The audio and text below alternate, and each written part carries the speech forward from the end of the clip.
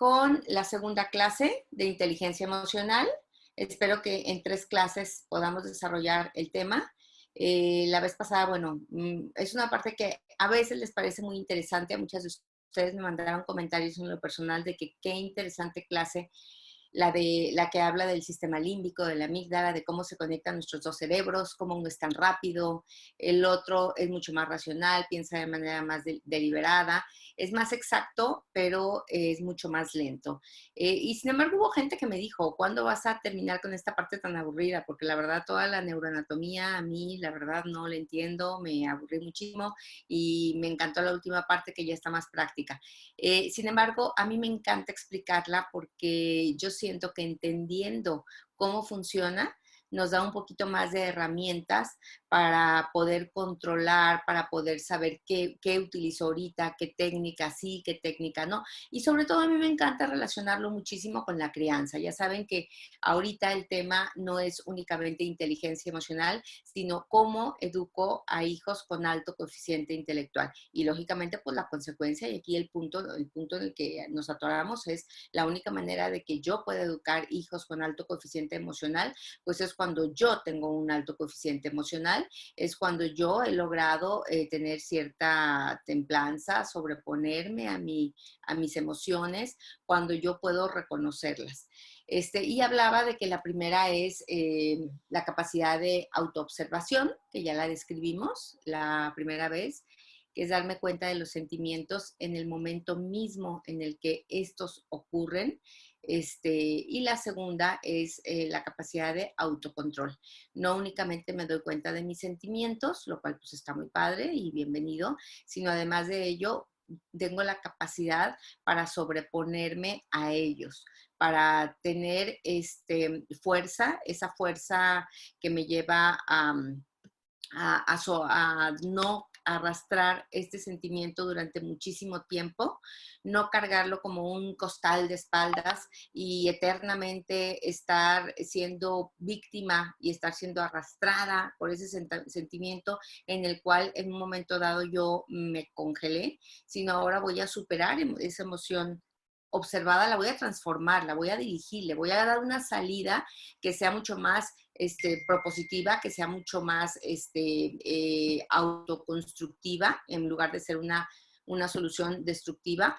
Y de esa manera yo voy a poder tener mucho más balance en mi vida.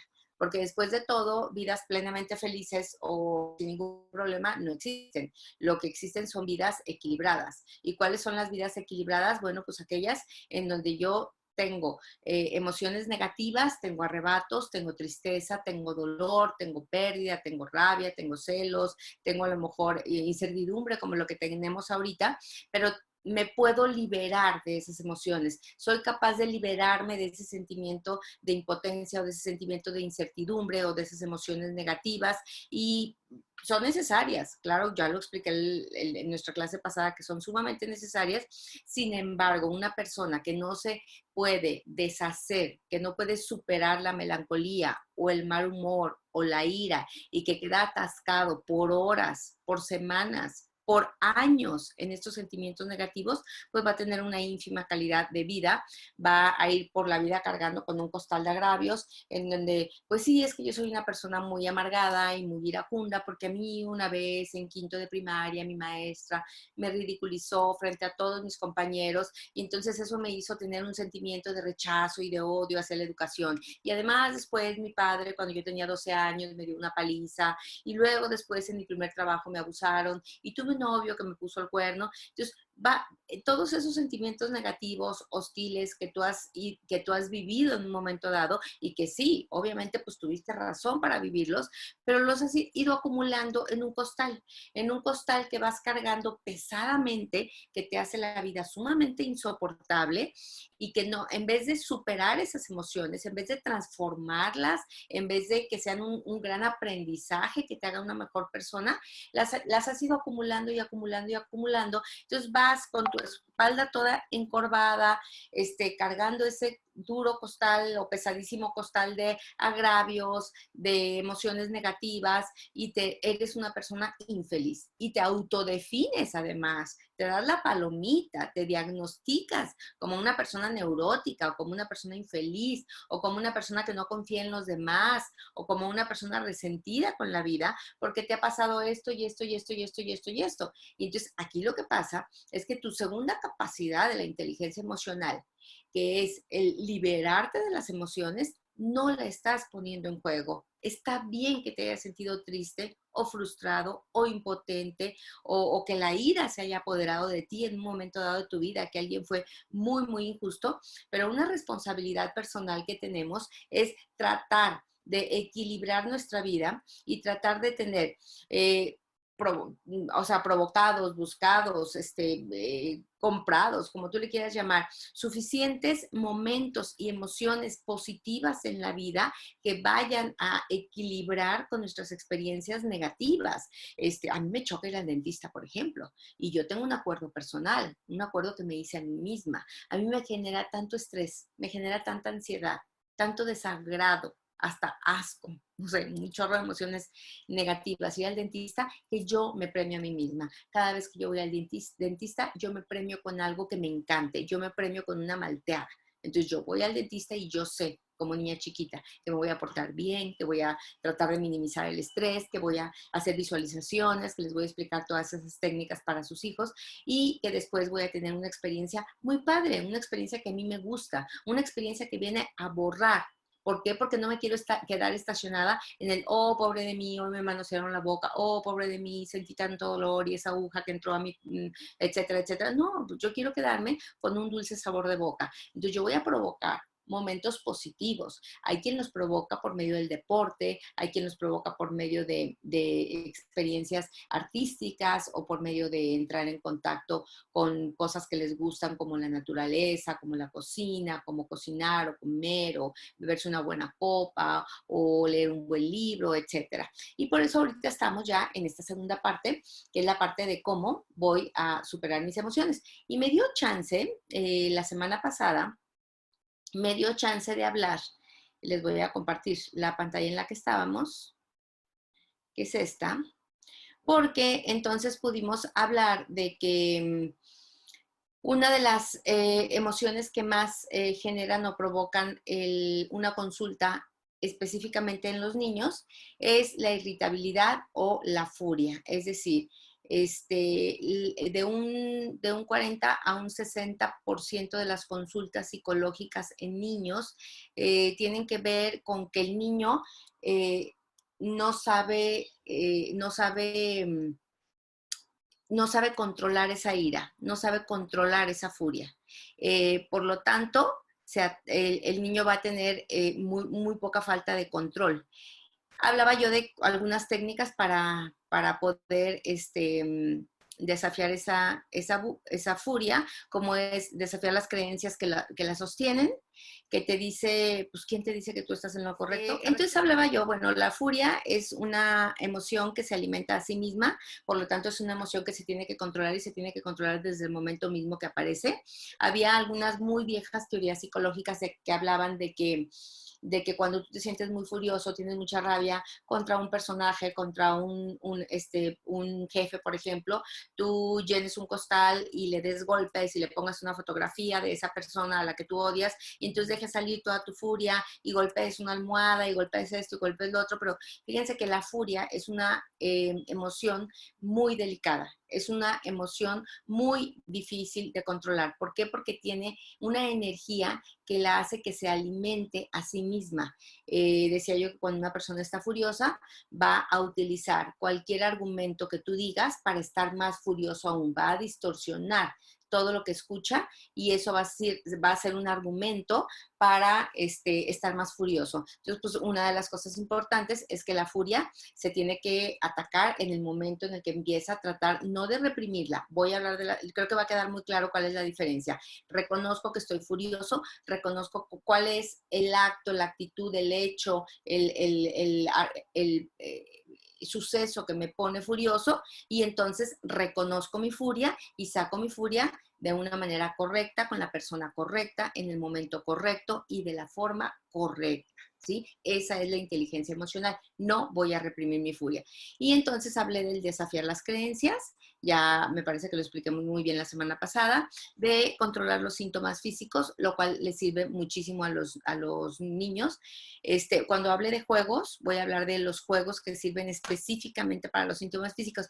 Miren, he querido poner los juegos al final porque creo que ahí pueden ustedes incluso hacer rápidamente una listita de juegos y qué es lo que trabaja cada uno de los juegos, y si los voy dando así de manera salpicada, cuando hable del tema, pues a lo mejor les quedan perdidos unos por aquí y unos por allá. Entonces, ¿de qué más hablé? Hablé de que otra técnica es utilizar un semáforo preventivo, me pidieron que le explicara más al final, y técnicas de autocontrol. Voy a hablarles de la técnica de los juegos como palitos chinos, por ejemplo, lo mucho que sirve, y de la técnica de la tortuga. Pues bien, la ansiedad o la preocupación es otra de las emociones que generan mucha consulta psicológica, en donde los seres humanos nos vemos atrapados tremendamente por esta emoción de la preocupación, que no es otra cosa más que el pensar constante y excesivamente en una concatenación de experiencias, de posibilidades negativas que pueden llegar a ocurrir ante cualquier suceso, ante cualquier evento, ante cualquier experiencia que nosotros nos vamos a enfrentar.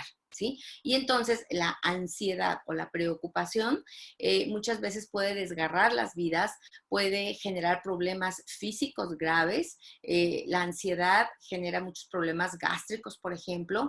Está muy relacionado el sistema límbico, como les dije, con el nervio vago, que cuando está sobreestimulado por la ansiedad genera muchos problemas digestivos, mucha tensión, no se realiza la digestión, náuseas, debilidad física, no hay capacidad de aprendizaje, y por lo tanto deja a la persona como sin la capacidad de actuar, muy víctima de su ansiedad.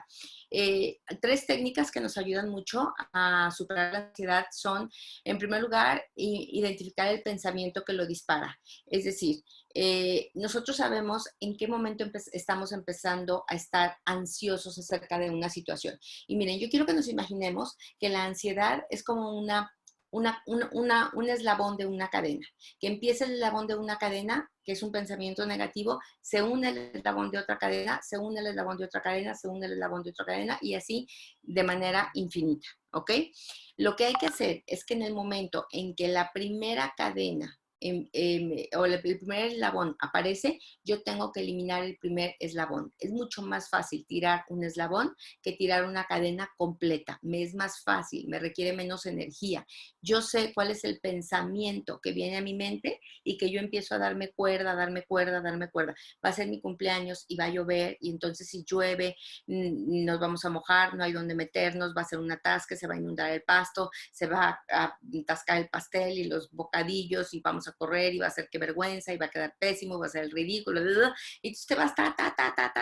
Entonces, el primer pensamiento es el que tú tienes que parar, porque muy probablemente si tú dejas que se unan más y más y más pensamientos negativos, posibilidades negativas al primero, tú te puedes ir demasiado, demasiado lejos. Y esto se une, en el primer eslabón tienes que actuar, y se une con la segunda de las técnicas, que es adoptar una postura crítica. ¿Cómo adoptas tú una postura crítica? Bueno, se adopta una postura crítica cuando se habla de datos duros, de posibilidades reales, ¿sí? ¿Qué posibilidades reales hay de que esto ocurra? Si a mí me están diciendo el tema del clima, que la posibilidad de lluvia es del 20%, bueno, espérame, no me tengo por qué preocupar, es sumamente baja. Hay personas que se preocupan porque el avión se caiga. Y si yo te dijera que hay más posibilidades de que mueras en el periférico que en un vuelo de avión, bueno, pues si hay personas que están ahorita muy preocupadas por el coronavirus, y si yo te digo, ok, hay una alta posibilidad de que te contagies, pero hay una remota posibilidad de que te mueras.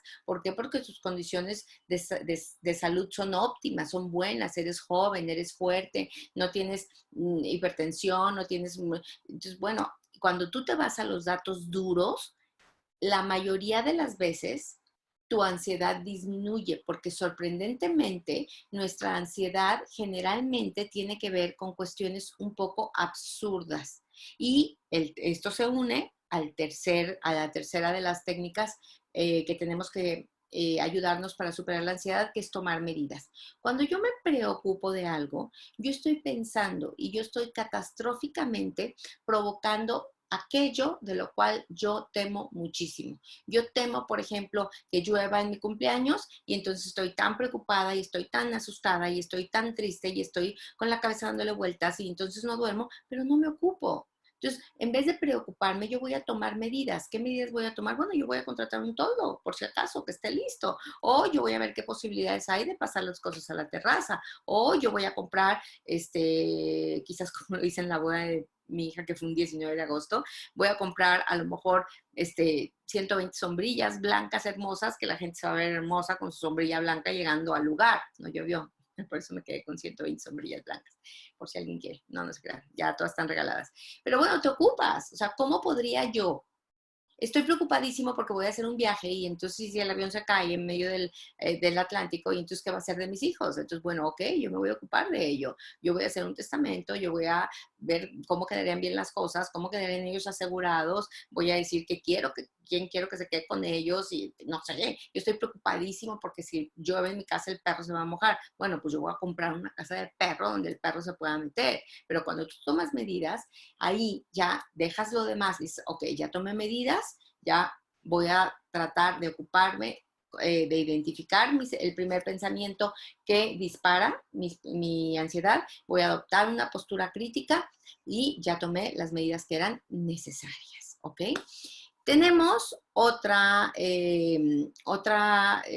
motivo muy común de consulta con otra de las emociones que es muy difícil superar para los seres humanos y que últimamente lo he visto muchísimo en consulta, pero muchísimo es prácticamente un común denominador de las consultas ahorita, que es la melancolía o la tristeza.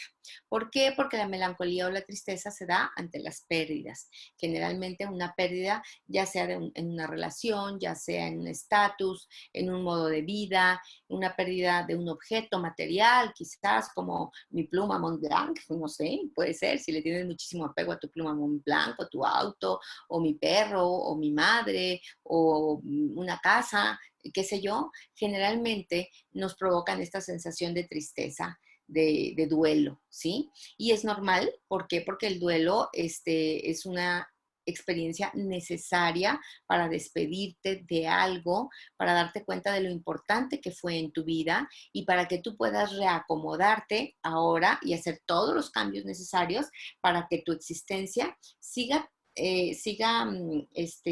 ocurriendo sin aquello que perdiste. Sin embargo, cuando la tristeza se estaciona, cuando la melancolía dura demasiado tiempo, es decir, ya no es sano. ¿Por qué ya no es sano?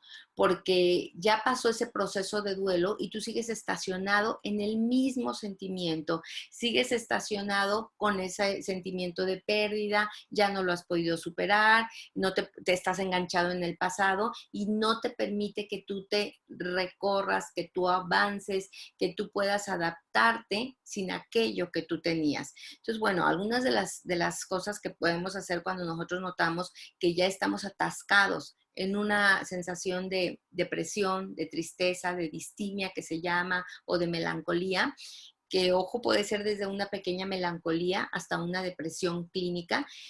Yo voy a hablar de una pequeña melancolía y voy a dar la diferencia que hay con una depresión clínica, que es una enfermedad como muchas otras, que es una enfermedad como una diabetes, como una hipertensión, como un problema del hígado, como un problema del riñón, no sé, y que hay que tratarse con medicamentos como todas estas enfermedades, con tratamientos serios, homeopáticos, alopáticos, pero con tratamientos serios, ¿no? Y reales. Bueno, lo primero que podemos hacer ante esto es, pues sí, llorar. El llanto se vale. Se vale llorar cuando uno se siente que ha tenido una gran pérdida, que siente uno que tiene que acomodarse, un dolor tremendo. Tenemos que permitirnos llorar y tenemos que permitirle a nuestros hijos y a nuestras hijas llorar. Los niños, los varones, también pueden llorar cuando se sienten sumamente tristes. Cuando lloramos, hablamos de lo que perdimos, hablamos de lo mucho que nos duele, hablamos de lo que estamos sintiendo sin la presencia de ese objeto o de esa persona.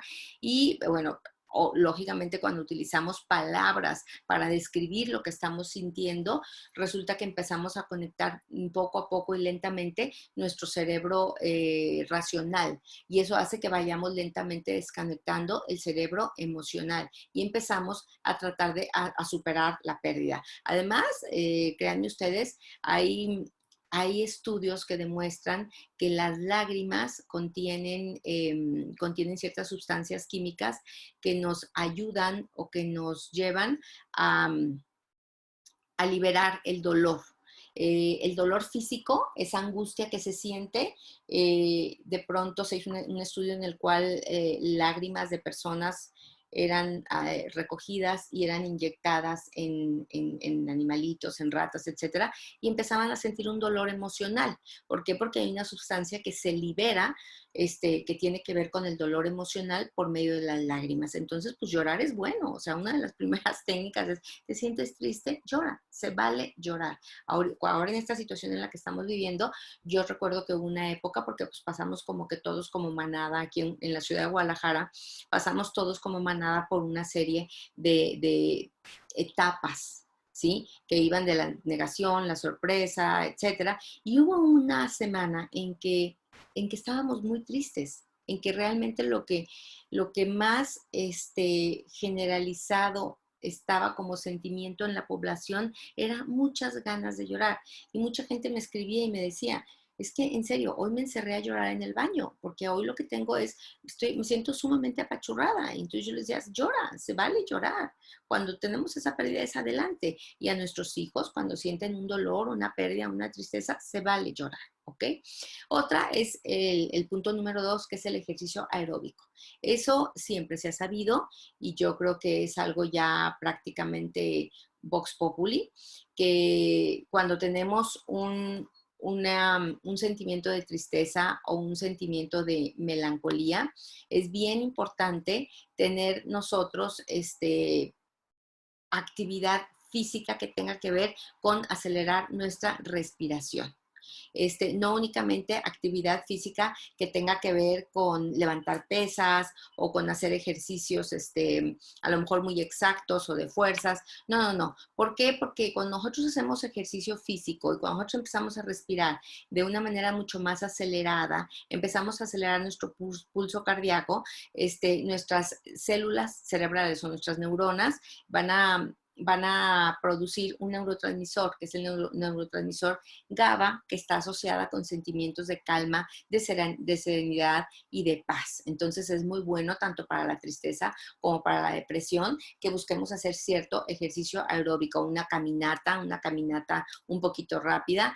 Y aquí quiero aclarar que los adolescentes tienen una fuerte tendencia a la depresión.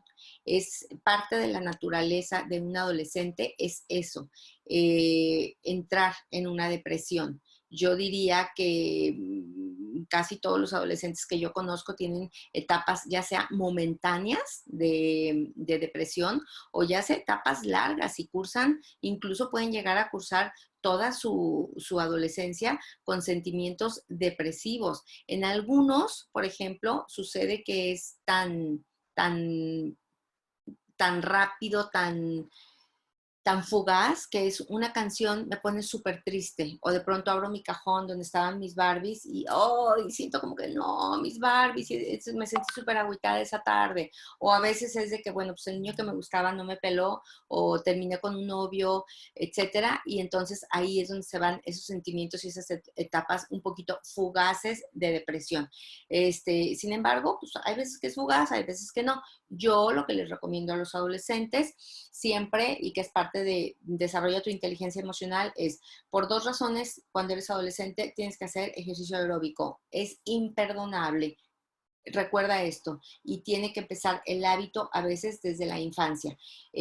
Cuando hablé de adolescentes, por eso hablo mucho de cómo te prepares desde ahorita que tienes hijos pequeñitos para que la adolescencia no te llegue con tanta fuerza y hagas muchas cosas que pues igual y si te las digo cuando tienes niños de 18, 19 años, dices, híjole, pues lo hubiera sabido antes, pero ahora ¿qué hago? Entonces, una de las buenos hábitos para tus hijos desde pequeños es hacer deporte. ¿Cuál deporte? Cualquier tipo de deporte, cualquier tipo de deporte aeróbico, pero durante la adolescencia no lo deberán abandonar, así sea caminatas intensas de 50 minutos. ¿Por qué? Porque eso va a ayudarlos para que durante la época de su adolescencia puedan superar esa melancolía que cursa mucho con la adolescencia, ¿ok? Otra de las técnicas que tenemos para la melancolía o la tristeza tiene que ver con experimentar los placeres. Los placeres sensuales se llama. Y no tienen que ver con el sexo, aunque bueno, pues también es uno de los placeres y adelante, me encantaría, pero los placeres sensuales se refieren a los placeres que tienen que ver con los sentidos. Una persona deprimida lo primero que hace es que se niega a los placeres sensuales, es decir, no quiero ver cosas que me encanten, no me pongo perfume del que me gusta, me niego a comer cosas que me fascinan, no quiero chocolate, no quiero un tinto, no quiero no sé, un mero a las hierbas finas, como el que hice hoy bien rico, no quiero vestirme linda, no me quiero colgar nada, quiero la oscuridad bajo la cortina, me niego. Bueno, lo que hay que hacer es exactamente lo contrario. Tienes que ponerte un perfume que te encante, tienes que visitar un museo en donde haya arte que te fascina, o tienes que vestirte y arreglarte, tienes ¿qué te gusta a ti? ¿Acariciar un gato? Pues tienes que acariciar un gato porque te encanta eso, porque es un placer para ti sensual. Los placeres sensuales son los placeres que tenemos por medio de la vista, oído, tacto, gusto. Me falta uno, olfato. Ya lo dije, bueno, los 5 sentidos. Entonces, cualquier cosa que te produzca placer y que entre por uno de tus sentidos es algo en lo que tú te vas a ayudar y vas a tener una actitud positiva ante tus sentimientos de melancolía. Me siento un poco triste, me voy a caminar. Me siento un poco triste, me voy a arreglar muy bien. Me siento un poco triste, voy a ver la naturaleza. Y entonces yo estoy aprendiendo a manejar mis emociones, ¿ok?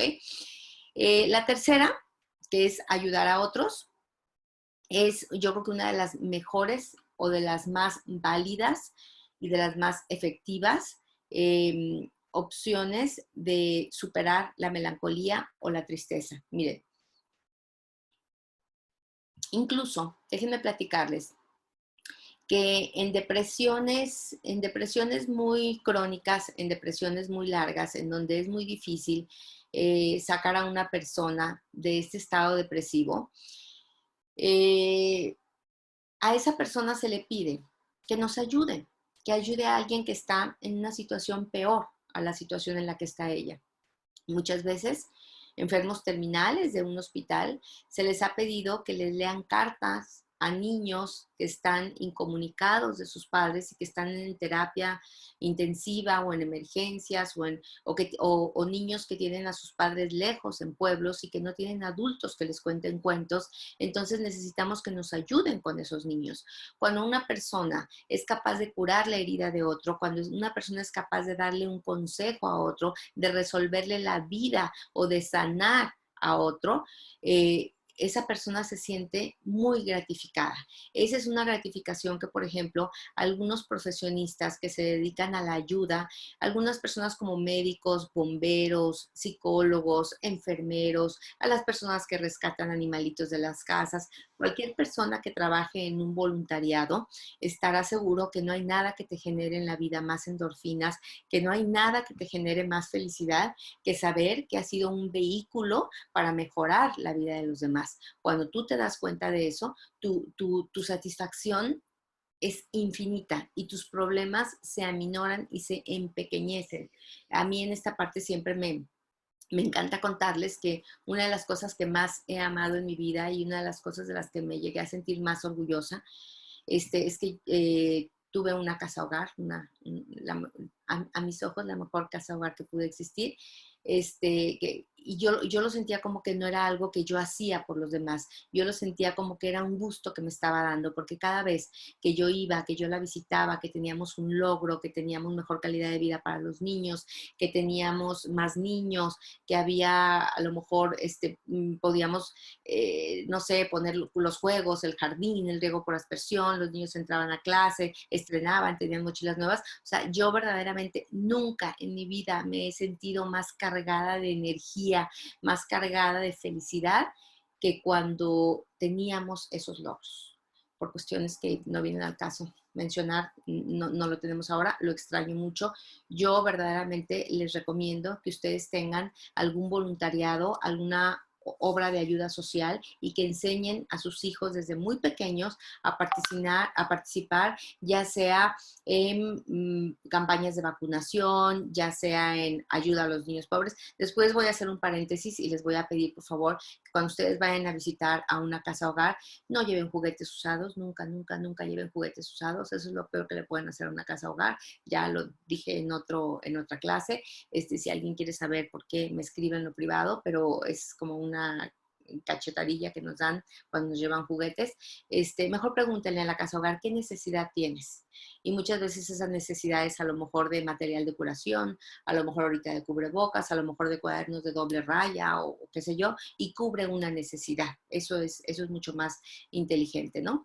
Y la última o la otra de las técnicas para superar los estados emocionales es la reestructuración cognitiva. La reestructuración cognitiva tiene que ver con cambiar tu manera de pensar, con cambiar drásticamente tu manera de pensar con respecto a ciertas cosas, con respecto a algo en la vida. Generalmente estamos tristes porque tenemos un paradigma, porque tenemos una creencia. Y si nosotros cambiamos la creencia o cambiamos el paradigma, entonces podemos salir de esa tristeza. No estamos tristes por lo que nos falta, no estamos tristes por lo que no tenemos o no estamos tristes por lo que perdimos. Estamos tristes porque pensamos que eso es imprescindible para poder ser felices en la vida, ¿sí? Si yo, por ejemplo, atravieso por un proceso de divorcio, yo tengo un proceso de duelo normal, es absolutamente normal, es enriquecedor, etcétera, ¿sí? Sin embargo, si yo me quedo estacionada o estacionado en esa tristeza durante muchísimo tiempo, es porque tengo una creencia errónea y un paradigma equivocadísimo que me dice que sin esa pareja, sin una pareja, sin estar casada, sin que mi estatus legal sea casada o casado, yo no puedo ser feliz. ¿Y quién te ha dicho que todas las personas casadas están felices? ¿Y quién te ha dicho que todas las personas felices están casadas? Ni todos los casados están felices, ni todos los felices están casados. Yo conozco personas casadas sumamente infelices que no desearía jamás estar un día en sus zapatos y conozco personas no casadas, plenas, felices, ¿sí? Que irradian felicidad, que la comparten y que hacen cosas importantes. Y así como se me ocurrió el estar casado, se me pudo haber ocurrido el tener una bolsa Gucci, se me pudo haber ocurrido el tener el puesto de vicepresidente ejecutivo de grupo Motormex, no sé, qué sé yo. Pero entonces lo que tú tienes que hacer es que muchas veces tienes que reestructurar esa idea. Porque mientras esa idea no la logres reestructurar, vas a estar atorada y atorada y atorada en la depresión. Muchas veces, déjenme decirles que esto requiere, o para esto se necesita de ayuda terapéutica. Muchísimas veces podemos simplemente con un libro de autoayuda o podemos darnos cuenta, bueno, pues tengo una salud perfecta, tengo una posición económica digna, tengo una casa linda, tengo muchos amigos, está bien, pues sí, no necesitaba realmente yo una pareja en este momento de mi vida. O puedes incluso recibir un curso que te ayude o puedes recibir una visita de un amigo que te jale hacia otro nivel y hacia otra frecuencia en donde puedes entender tu pérdida. Pero a veces no se puede. A veces sí necesitamos una terapia que nos ayude a cambiar un poquito estos paradigmas cognitivos y que nos lleven a pensar a otro nivel, ¿ok? Bien, eso es con respecto a superar la melancolía o la tristeza. Otro sentimiento también que es bien importante que ayudemos a superar y que nos genera mucha consulta, de pronto es cuando niños, algunos niños tienen eh, enfermedades o situaciones crónicas físicas que les van a llevar a vivir momentos de incomodidad, momentos de dolor o de dolor físico. ¿Por qué? Pues porque tienen que tener desde simplemente unos frenos y pues ¿No se obviamente escucha? eso se escucha bien. Eso es molesto y eso es doloroso. O niños que tienen a lo mejor diabetes, que tienen que estarse, que son dependientes de la insulina, niños que tienen que soportar varias operaciones porque tienen alguna malformación, algún problema congénito, niños que tienen que tener alguna terapia que es dolorosa y bueno, tenemos que también aprender a enfrentar el dolor. Les digo, todas las emociones hay técnicas para enfrentarlas. Yo me centré en 4 que son las que más comúnmente te llevan a consulta a un niño o llevan los padres a consulta ellos mismos o a un niño, ¿no?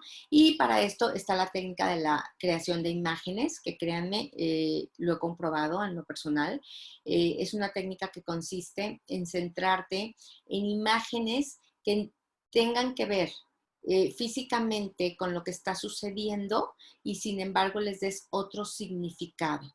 Si yo tengo, pues, hay niños migrañosos, tristemente, cuando yo tengo un niño que tiene una migraña muy fuerte, tengo que ayudar a este niño a que cree una imagen que él va a controlar, de que hay tambores batientes en su cabeza y esos tambores, el batir de esos tambores le produce mucho dolor, por ejemplo, y entonces él poco a poco va imaginando que hay toallas heladas, toallas pesadas que están sobre esos tambores y están bajando la intensidad del sonido, bajando la intensidad del dolor. Entonces son niños que tienen que recostarse un rato, que tienen que ponerse toallitas húmedas en la cabeza y tienen que visualizar cómo superan su dolor, cómo ese frío rico, delicioso. Lo que sucede es que la mente se distrae.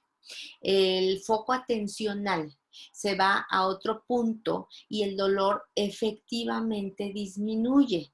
Con técnicas de relajación, con técnicas de respiración, sucede que el umbral al dolor sube. A ver, esto lo hemos vivido todos y no lo hemos estudiado y ni hemos hecho las grandes técnicas de voy a caminar sobre clavos, pero lo hemos hecho y se los voy a demostrar. Sobre todo las mujeres lo hemos hecho y lo hemos hecho muchísimas veces.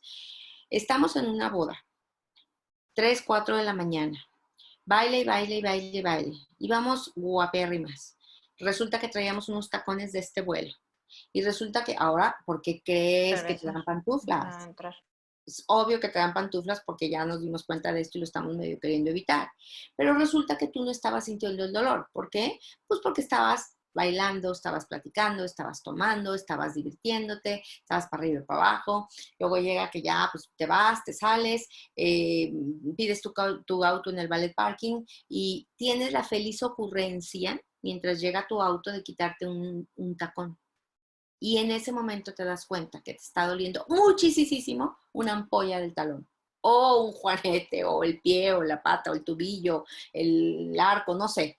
Y en ese momento dices, ouch, ouch, ouch, ouch, me está doliendo muchísimo. Ay, no, traigo los pies que de verdad, ya no aguanto como traigo los pies. A ver, los pies no te están doliendo desde ahorita.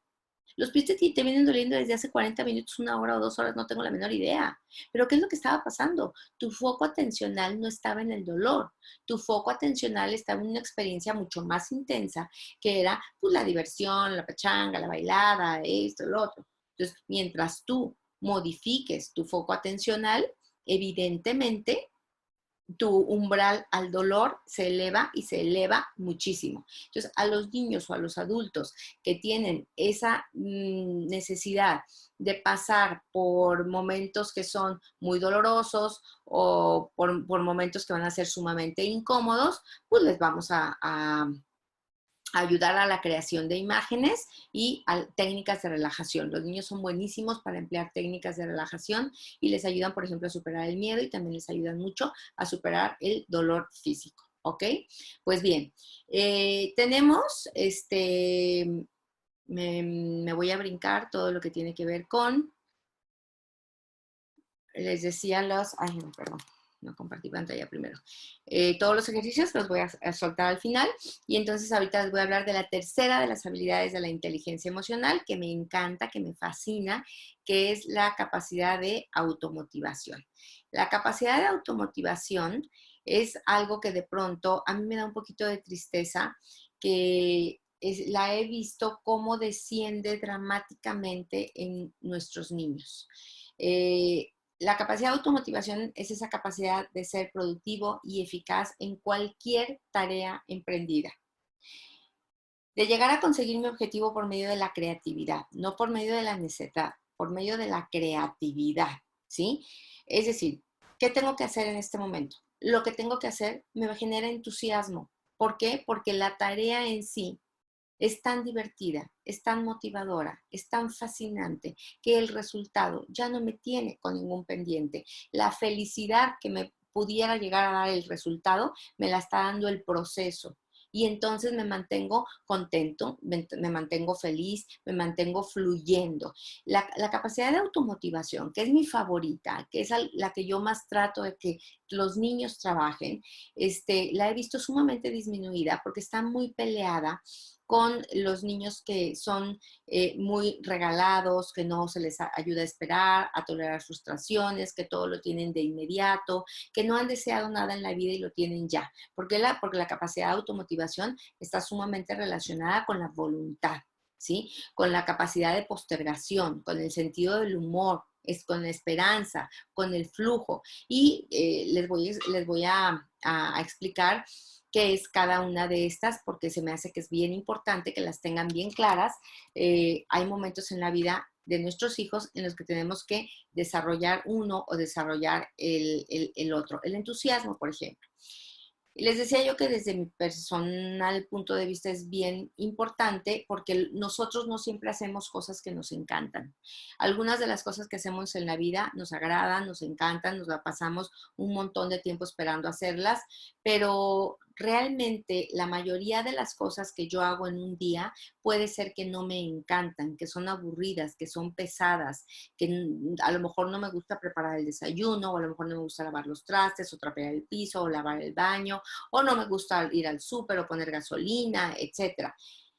Pareciera que a los niños de hoy prefieren hacer solamente lo que les gusta. Y entonces vienen las mamás y dicen, tenemos que hacer la tarea. No, no quiero, no me gusta. Yo quiero ver una película, yo quiero ver el iPad. Qué flojera, qué chafa, qué aburrido. Esto es muy aburrido. Este restaurante es bien chafa porque no tiene juegos. Este libro está bien chafa porque no tiene monitos. O esta actividad está bien chafa porque yo lo que quiero es divertirme, lo que quiero es ver la película y lo que quiero es hacer un juego.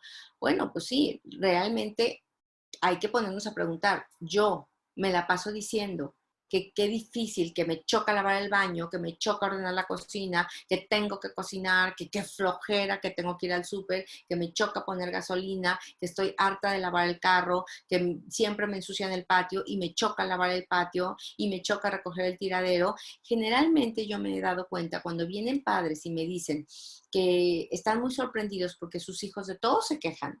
Y entonces les dicen, oye, es que vamos a recoger el cuarto. Ay, no, qué chafa, a mí me choca recoger. Oye, ayúdame a poner la mesa. Ay, no, qué flojera, yo no quiero poner la mesa. Yo les digo, a ver, esa es la capacidad de automotivación. Eso se llama entusiasmo. Lo que tú me estás diciendo es que tu hijo no tiene entusiasmo por las labores cotidianas, por lo que se hace todos los días. Y yo te pregunto, ¿tú tienes entusiasmo en tu vida? ¿Tú estás motivado en tus cuestiones cotidianas? ¿A ti te entusiasma hacerle un sándwich? ¿A ti te entusiasma doblar la ropa que sacas de la lavadora? ¿A ti te entusiasma, por ejemplo, cuando vas en un trayecto en el carro, prender el radio y platicar con tus hijos? ¿A ti te entusiasma cuando pones la mesa? Y generalmente los padres descubren que ellos se quejan muchísimo y que la mayoría de las cosas que hacen durante el día las hacen con el mínimo entusiasmo, como si no sirvieran para nada, como si, es que qué flojera, o sea, ¿para qué sirve lavar los trastes? Bueno, pues sirve porque me da una casa linda y ordenada y una cocina agradable. Tu hijo va a preguntar, es que ¿para qué sirve que yo haga estas operaciones? Bueno, pues te sirve para que tú domines las restas y en un momento dado puedas tener una carrera universitaria muchísimo más fácil o puedas llegar a ser arquitecto. Yo siempre les digo a los niños cuando me dicen, es que me choca esta tarea. O sea, ¿para qué me sirve esta tarea? Y luego yo te voy a decir para qué te sirve. Y te voy a contar una historia. ¿Tú qué quieres ser de grande? No, pues yo quiero ser biólogo marino. Déjame que te cuente. Esta tarea que te pusieron hoy en la escuela te sirve para ser el mejor biólogo marino del mundo. ¿Por qué? ¿Eso qué tiene que ver? Pues ser biólogo marino no tiene nada que ver con saber ortografía. Ok, pero te voy a contar una historia. Y esta es una historia que habla acerca de la capacidad de automotivación que me inventé con un niño una vez, pero que me ha generado muchísima satisfacción, que les hace entender a los niños. Les voy a decir, mira, muchísimas personas, muchísimos niños desean ahorita ser biólogo marino. Y cuando tú seas biólogo marino, a lo mejor tú vas a querer trabajar para, ¿qué te gustaría? ¿Para National Geographic? Ok, vas a trabajar para National Geographic. Yo voy a ser la persona que trabaja, o suponte que yo soy la persona que trabaja, eligiendo a mi próximo biólogo marino de National Geographic. Entonces, a mí vienen muchísimos chavos y chavas que estudiaron biología marina de muchas universidades, de una universidad como la tuya y una universidad todavía mejor a la tuya. Vienen niños con tus notas y vienen niños con notas mejores que las tuyas. Vienen niños que son tan lindos y tan guapos y también parecidos como tú, y vienen niños que son todavía más guapos y mejor parecidos que tú. ¿Tú qué idiomas hablas? No, pues yo hablo inglés y español. Ah, pues ok, van a venir chavos que hablan inglés, español, ruso, francés, alemán y un poco de italiano. Sin embargo, yo tengo que definirme por el mejor. Y yo te voy a decir lo que voy a hacer. Y entonces agarro una hoja y le digo al niño, dibújame un árbol. Dibújame un árbol. ¿Cómo? Sí, dibújame un árbol. Ok. Hay niños que agarran la hoja. Qué lástima que no tengo aquí a la mano dos ejemplos. Ahorita los voy a sacar en el receso. Y me dibujan dos líneas paralelas y un círculo arriba. Ahí está un árbol. O sea, ¿de qué me sirve dibujarte un árbol? Yo quiero ser biólogo marino. Ok. Ahora yo te voy a decir. Yo me quedo con tu hoja y tú te vas. Y viene otro chavo que me está pidiendo el mismo puesto. Y yo le digo, dibújame un árbol. Y empiezo yo a dibujar un árbol con raíces metidas, con el tronco irregular, con ramas, con follaje. Se ven algunas hojas. Hay algún nidito en el árbol. Se ve la madera, un pollito por ahí, pastito, sol, viento, gaviotas, nubes. Le digo, hay un niño que me va a dibujar este árbol, o un chavo, un aspirante que me va a dibujar este árbol, y tú me dibujaste este árbol. Los dos tienen excelentes calificaciones, se prepararon en una excelente universidad, están guapísimos y hablan varios idiomas, pero yo sin pensarlo voy a elegir a este, sin pensarlo. Y ahí todos los niños asienten con la cabeza y ya entendieron. Sin embargo, les explico. Cuando tú seas biólogo marino para National Geographic, vas a hacer cosas que entiendes y cosas que no entiendes. Vas a hacer cosas que te encantan y cosas que no te gustan. Pero la cantidad de entusiasmo, la cantidad de empeño y la cantidad de amor que tú le pongas a cada una de las cosas que haces, eso es lo que va a determinar tu éxito como biólogo. Eso, no tus estudios, ¿sí? Y si nosotros en la vida cotidiana hacemos las cosas con muchísimo entusiasmo, eso determina nada más y nada menos que nuestra calidad de vida, ¿sí? Yo tengo que cocinar, tengo dos opciones para cocinar. Me muero la flojera y aviento una pachola al sartén, o me fascino preparando algo, probándolo, poniendo el ingrediente, sacando mis especias. Por eso, hoy me dijo alguien otra vez, por centésima vez, que les dé clases de cocina por Zoom. Realmente es más lo que gozo cocinando que lo mucho que sé. Bueno, me sale rico, tengo que aceptarlo. Me sale muy rico. Pero no es que sepa cocinar tanto, es que me entusiasma cocinar. Pero les voy a contar un secreto. Me entusiasma la jardinería. Me entusiasman los niños, me entusiasma ordenar cajones, me entusiasma coser, me entusiasma trapear. Porque ¿qué hay que hacer en esta vida? Mira, ahorita hay que lavar la cochera. ¿Hay que lavar la cochera? Soy fregoncísima para lavar cocheras. Pásame la manguera, déjame quitarme los tenis y me voy a entusiasmar lavando la cochera. Porque si es lo que me toca hacer en la vida, pues qué bueno, me entusiasmo con ello. Y cuando yo soy un adulto que me logro entusiasmar y fascinar con lo que estoy haciendo en este momento, luego entonces yo voy a pasar ese entusiasmo inmediatamente a mis hijos. Y mis hijos van a entender que las cosas en la vida se pueden hacer no de una manera renegando, Este entusiasmo me va a llevar a a otros estados de esta habilidad, de esta tercera habilidad de la automotivación, como puede ser, por ejemplo, el flujo.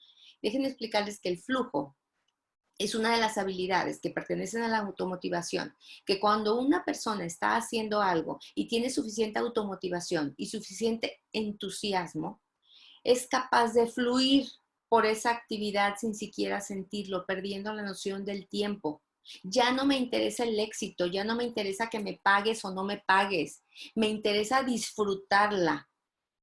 La película de Billy Elliot tiene una escena en la que me fascina porque entra el niño, trata de bailar, está tan nervioso, está tan preocupado por ser aceptado que baila pésimo y lo sacan en 3 segundos. Sin embargo, alguien del jurado le dice, quiero darle otra segunda opinión, otra segunda oportunidad. Entonces pasa al niño y el niño empieza a bailar. Y en ese momento se olvida de que lo están viendo y empieza a motivarse en sus movimientos, en su capacidad, en la música, en su baile. ¿Y saben qué pasa?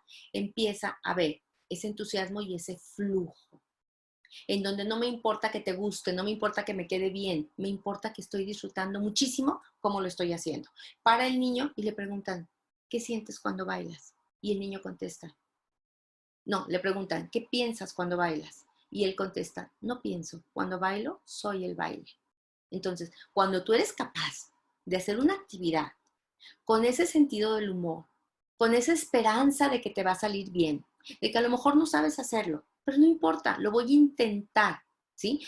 Hay niños a los que nunca les han dicho lo difícil que es algo, por lo tanto lo intentan y lo intentan y lo intentan. Y la posibilidad de éxito está directamente relacionada con la creencia o esperanza que yo tenga de que lo puedo lograr. O sea, ¿cómo lo voy a medir? Le digo a un niño, hay que seguir este caminito sin salirse de la raya. ¿Tú crees que lo puedes lograr? Y el niño dice, sí, ok. Le digo a muchos niños, un niño me dice, no, no voy a poder, está bien difícil. Ok, a los 2 niños les doy el mismo caminito, tienen la misma edad, tienen la misma capacidad gráfica. ¿Cuál niño crees que lo logra mucho más? El niño que creyó en sí mismo. Tener esperanza es mucho más que creer en ti. Es creer que tienes las condiciones y que se van a dar las condiciones para que tú hagas aquello que deseas hacer. Y lógicamente, para tener capacidad de automotivación, hay que tener capacidad de postergación. ¿Por qué? Pues porque hay algo que me está esperando allá afuera. Cuando estoy cocinando, cuando estoy bailando, cuando estoy leyendo, cuando estoy arreglando mi jardinería, etcétera, hay algo que me está esperando. Mi serie, mi Nintendo, mi novela, mi merienda, mi junta con mis amigas, pero no importa, yo estoy aquí y voy a postergar aquello.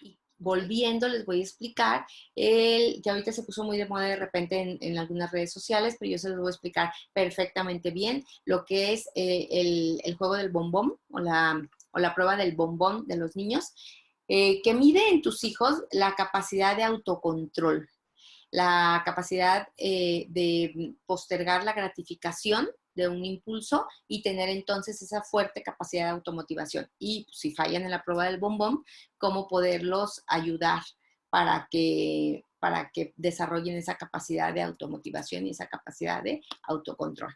¿Sale? Les voy a platicar acerca de el ejercicio o la técnica del bombón, que fue un experimento que se hizo hace muchísimo tiempo en una universidad para conocer más o menos qué tanta capacidad de autocontrol tenían los niños. Se hizo con niños de 4 años originalmente. Si ustedes tienen por ahí algunos niños de 4 años, sería interesante que lo hagan. De hecho, lo vi un poquito en redes sociales con algunas bloggers que lo hacían con sus hijos. Algunas veces estaba bien hecho, pero algunas veces estaba mal hecho. Y les voy a decir de qué se trata. Yo agarro a un niño de 4 años y le digo, mira, tengo aquí, déjame agarrar algo que pueda, perdonen. Le voy a decir al niño entonces, yo tengo aquí una bombonera y en esta bombonera tengo dulces adentro, dulces, bombones, algo que al niño le encante. Y yo te voy a dar un dulce, pero quiero hacer un trato, quiero hacerte una pregunta a ti. Si tú quieres, yo te voy a dar un dulce en este momento. Y aquí está el dulce y te lo doy. Pero si tú me esperas a que yo vaya al otro cuarto y termine de hablar con una señora con la que estoy haciendo un asunto muy importante, yo cuando regrese te voy a dejar que saques 2 bombones, lo que tú quieras. ¿Qué prefieres? Y entonces el niño se queda pensando.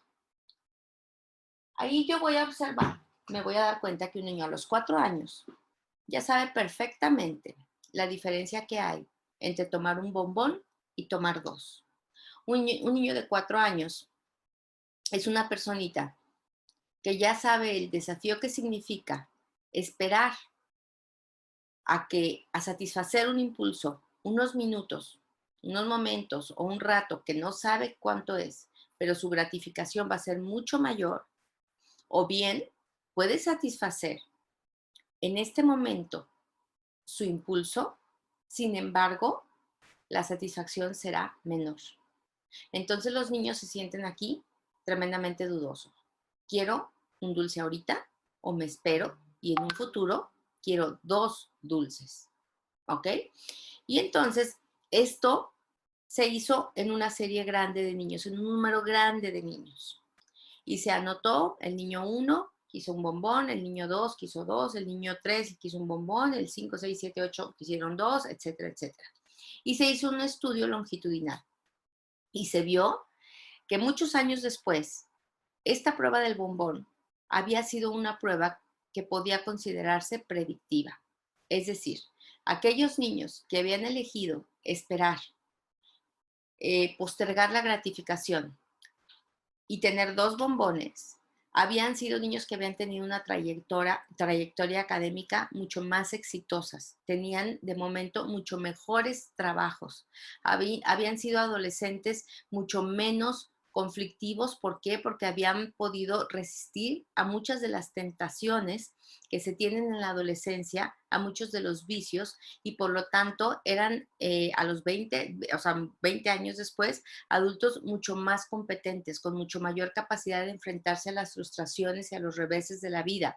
Aceptaban con mucha mayor facilidad los desafíos y sobre todo eran personas mucho más confiables, que les gustaba más tomar la iniciativa.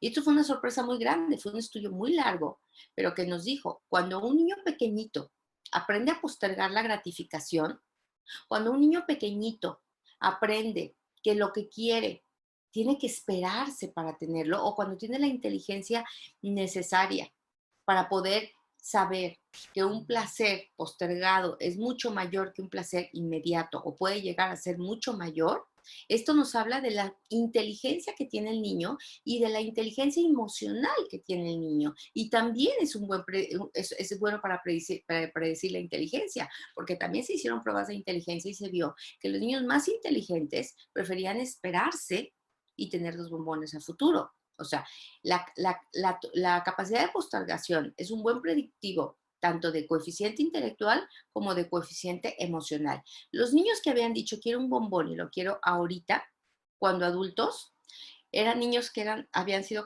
o eran catalogados por sus compañeros como muy conflictivos, que buscaban muchos problemas y que tenían muchos problemas en sus relaciones interpersonales, eran mucho más agresivos, más tiranos, más propensos a ser niños celosos, envidiosos, egoístas, que se irritaban ante los fracasos y que después de años todavía seguían siendo muy incapaces de postergar la gratificación, ¿sí? Esto no nos sorprende mucho a los psicólogos, y sin embargo ponemos muchísimo énfasis a los padres siempre en que tienen que enseñar a sus hijos capacidad de postergación. Es una de las cosas más importantes. Es una de las cosas más importantes para desarrollar la inteligencia de tus hijos, para desarrollar la inteligencia emocional. En la vida haces siempre o estás siempre frente a la disyuntiva de hacer 2 cosas, lo que quiero o lo que debo, lo que quiero o lo que debo, lo que quiero o lo que debo. Es decir, estás frente al impulso de hacer algo o la restricción. Les decía en la sesión pasada, la única diferencia que existe entre un asesino confeso y yo es que yo restringí mi impulso de repente de matar a alguien que me hizo algo y él no lo restringió, él se dejó llevar por el impulso, porque el pensamiento, el impulso puede ser humano, pero también la capacidad esa de frenar, la templanza, la voluntad, es la que te da la inteligencia emocional. Es la que te da la verdadera maestría en el manejo de tus emociones. Yo tengo el impulso de comerme un pastel completo. Pues sí, pero eso es lo que quiero, pero no es lo que debo. Entonces, los niños de hoy están muy tendientes a hacer lo que quieren. Es que yo no quiero hacer la tarea, es que yo no quiero bañarme, es que yo no quiero lavarme los dientes, es que yo no quiero hacer esto. Entonces yo siempre les platico a los niños, claro, el que hace siempre, siempre, siempre lo que quiere, lo que quiere, lo que quiere, lo que quiere, lo que quiere, le llamamos inmaduro. Y el que hace siempre lo que debe, lo que debe, lo que debe, lo que debe, lo que debe, le llamamos neurótico. La vida sana es hacer a veces lo que quieres, a veces lo que debes. A veces lo que debes, lo que debes, lo que quieres, lo que debes, lo que quieres. Y tienes que tomar una decisión inteligente y acertada para tener esta capacidad de autocontrol, de controlar tus deseos y de gratificar la postergación de tus impulsos, ¿ok? Pues esta es, como les decía, la tercera de las habilidades de la inteligencia emocional, que es la automotivación y que es la que me encanta y me encanta trabajarla con los niños y me encanta mejorar su entusiasmo, su capacidad de postergación. Tienen que tener sentido del humor, eso es algo bien importante. Reírse de sí mismos, reírte de tus fracasos, reírte de tus errores. De repente tienes un pésimo día, todo te sale mal, las cosas no pueden salir peor, lo único que falta es que te orine un perro. Y entonces pues llegas a tu casa y te ríes porque pues pues todo fue mal, todo hay que volverlo a hacer, hay que volver a empezar y pues ni modo, no pasa nada, es mucho mejor enfrentarlo con humor. ¿Por qué es tan importante el humor? Porque el humor va a activar la creatividad. Y cuando una persona está enfrentando un problema con sentido del humor, es mucho más creativa para encontrar salidas a esa problemática, a ese atorón que tiene. ¿Sí? Cuando una persona está negativamente viendo un problema, está en un callejón sin salida, sin salida, sin salida, sin salida. Y si lo estás viendo con humor, así vas a encontrar una solución a tu problema. ¿Sí? Esta capacidad de automotivación nosotros la podemos enseñar a nuestros hijos más que nada con el ejemplo de que yo soy una persona que hago lo que hago cotidianamente con muchísimo entusiasmo. Lo que dibujo, lo que cocino, el waffle, la empanada, la manejada, la lavada de ropa, la doblada, lo hago con entusiasmo. Me divierto cuando lo hago.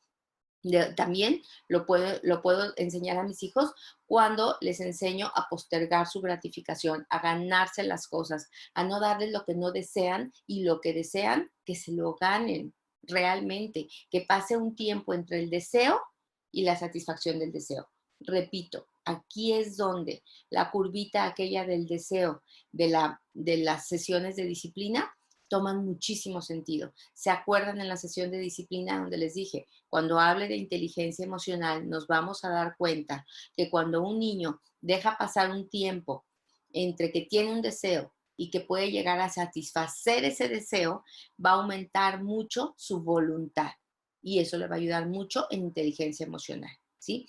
Creer en uno mismo, tener esperanza es algo que también se enseña a los niños y en la autoestima hablamos mucho de ellos. Cuando les dije cómo hay que hablarle a los hijos, cómo hay que darles la oportunidad de que lo intenten, hacerles sentir que tú puedes hacerlo, que tú puedes sacar esto adelante, eso es ayudarles a que tengan inteligencia emocional.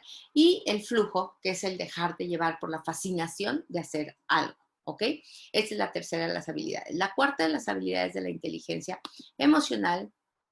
A ver, aquí el humor lo voy a hablar después, porque esto es de lo que hablo después. Perdón, perdón, perdón, perdón, perdón. Me voy a ir hasta acá, que es el liderazgo. Todo lo que son los ejercicios y juegos los dejé al final, les recuerdo. El liderazgo es la quinta de las... espérate, la cuarta, perdón. La cuarta es la empatía. Perdón, me comí una, me quería comer la empatía, que es súper importante.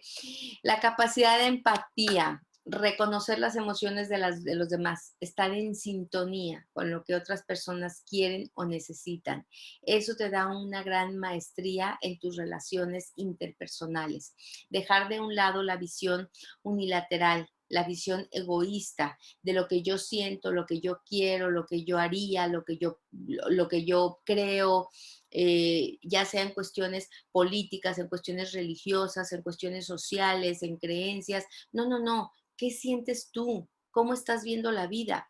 La capacidad de empatía significa salirte de tu lugar, meterte en los zapatos del otro y ver la vida desde su punto de vista, a través de sus ojos. Eso quiere decir, a través de su experiencia, de su vivencia, de lo que en este momento las cosas están significando para ti, no como yo las veo.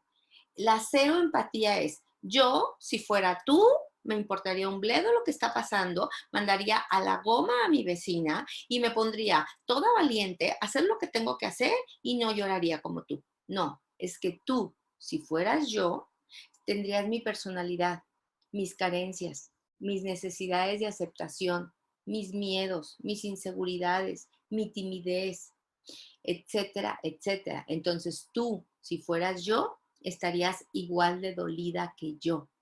Por lo tanto, esa empatía te lleva a conectar con esa persona y a darle una comprensión que solamente a través de esa profunda comprensión la puedes arrastrar hacia otro estado emocional, ¿sí? La empatía puede surgir a etapas muy tempranas de la vida y experiencias inadecuadas en tu vida te pueden bloquear la capacidad de empatía. Fíjense qué maravilloso. Los niños en los cuneros, los bebés recién nacidos en los cuneros, se ha demostrado que muestran capacidad de empatía. Un niño en un cunero empieza a llorar con dolor, con incomodidad, con hambre o malestar. Los demás niños del cunero se empiezan a sentir angustiados, ansiosos y empiezan a llorar también. Empiezan a llorar porque empiezan a tener un sufrimiento porque hay una personita cerca de ellos que está sufriendo. Y empiezan a llorar en conjunto para llamar la atención de alguien que venga a calmar al que está sufriendo. Cuando ya entra una enfermera, acuna y levanta al que está llorando y lo alimenta o lo saca de la habitación, el resto o los que habían llorado dejan de llorar. Hay bebés que están gateando y que ven que otro bebé llora y que se sacan el chupón y le dan el chupón en su boca al bebé. Es decir, cálmate, a mí esto me calma, yo creo que esto te va a calmar a ti. La empatía va evolucionando. Cuando somos muy pequeñitos, podemos tener como una preocupación por el otro, como que yo de pronto me puedo llegar a angustiar por lo que está viviendo el otro y trato de ofrecerle a lo mejor una solución al otro, trato de curar su dolor o trato de que no yo, de que se sienta mejor, de darle un dulce, trato de llamar a su mamá, trato de no llamar la atención excesivamente cuando un niño está llorando. Entonces, al principio les decía, cuando gatea, este pequeño puede tener ese impulso de parar el sufrimiento de otro niño ofreciéndole un muñeco, ofreciéndole un peluche, dependiendo del nivel emocional que tenga. A veces le puede ofrecer su biberón, ofrecer un dulce, etcétera. A veces incluso puede buscar a un adulto para que pare el dolor emocional que tiene otro niño, como diciendo, yo no te puedo ayudar, pero por favor, ayúdalo tú. Cuando los niños ya tienen más de un año, ya los niños van a tener como cierta conciencia de sí mismos, de que son seres individuales, ya saben más o menos que otro niño también es un ser individual con cierta personalidad. Y entonces de pronto pueden ofrecerles una ayuda o bien incluso pueden respetar el orgullo de otros niños y hay niños muy pequeñitos que cuando otro niño se hace pipí, de repente agarran su juguete y llaman la atención de otros niños hacia otro punto para que tú no sufras la vergüenza. Te puede dar mucha pena de que ellos se den cuenta que te hiciste pipí. Entonces yo voy a llevarme mis muñequitos para allá y voy a hacer mucha laraca para que no se den cuenta que tú te hiciste pipí. Y eso nos habla de una maravillosa capacidad empática que tienen algunos niños. Llega un niño y dice, ja, ja, ja, te hiciste pipí, eres un bebé. Y eso nos está hablando de que este niño no tiene la menor capacidad de empatía. Mientras que el niño que trató de disimular tiene una gran capacidad empática. Entonces, primero es ayudar al que está junto, ayudar al que veo, al que necesita. Pero después esto se va desarrollando más allá de aquellos que yo tengo cerca o más allá de aquellos que yo conozco y entonces me voy a tener un poco de sentimiento positivo, a lo mejor por personas que no conozco, como los pobres, los oprimidos, las personas marginadas, y hay niños de 6, 7 años que de pronto en la noche piensan, mamá, ¿dónde van a dormir? Hoy hace mucho frío, ¿dónde están durmiendo los niños de la calle? O está lloviendo muchísimo, ¿qué pasa con los perritos que no tienen casa?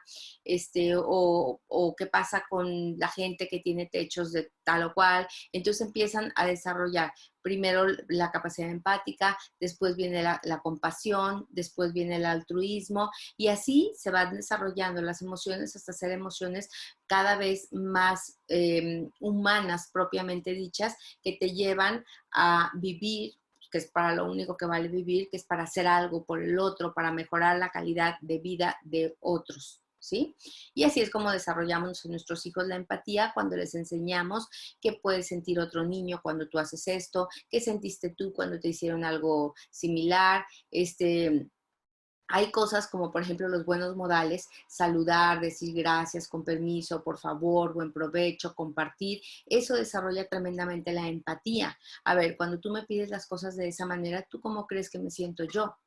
De pronto he dicho que hay experiencias choque que los niños tienen que hacer, y en alguna ocasión me criticaron fuertemente en las redes porque yo había dicho que los niños de pronto cuando son muy egoístas o cuando piden las cosas de manera sumamente tirana con sus padres, hay que responderles exactamente igual, porque eso desarrolla la capacidad empática. Hay un niño que te dice, sírveme ya, no me gusta este vaso, pues es un niño que tú perfectamente en un momento dado le puedes voltear y le puedes decir, quítate de aquí, no quiero que me interrumpas.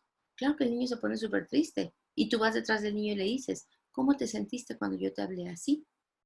Y claro que el niño suelta llorando. Y entonces tú le dices, bueno, esa tristeza que tú estás sintiendo en este momento es la tristeza que siente Lupita, que siente papá, que siente tu hermano y que siento yo cuando tú nos hablas así.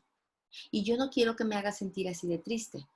Eso desarrolla la empatía, porque hay niños que son muy empáticos por naturaleza. Hay niños que desde pequeñitos, o sea, es una chulada de cómo siente, mamá, qué feo, ¿por qué le habló así esa niña a su mamá? Pero hay niños a los que hay que desarrollarles la empatía porque no la tienen por naturaleza, o bien porque han sido niños que sí tienen empatía, pero que se desarrollan en una familia donde no hay empatía.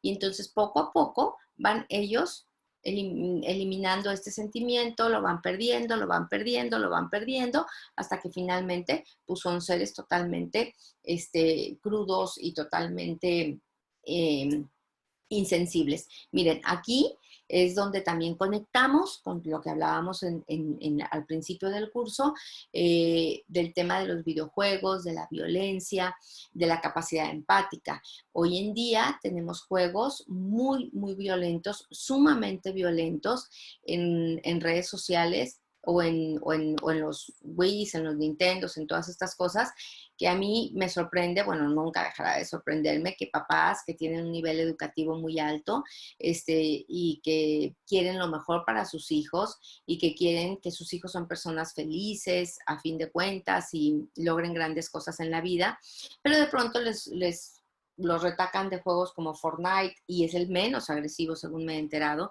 y otros muchos más agresivos, ¿no? En donde de lo que se trata es de destruir, matar.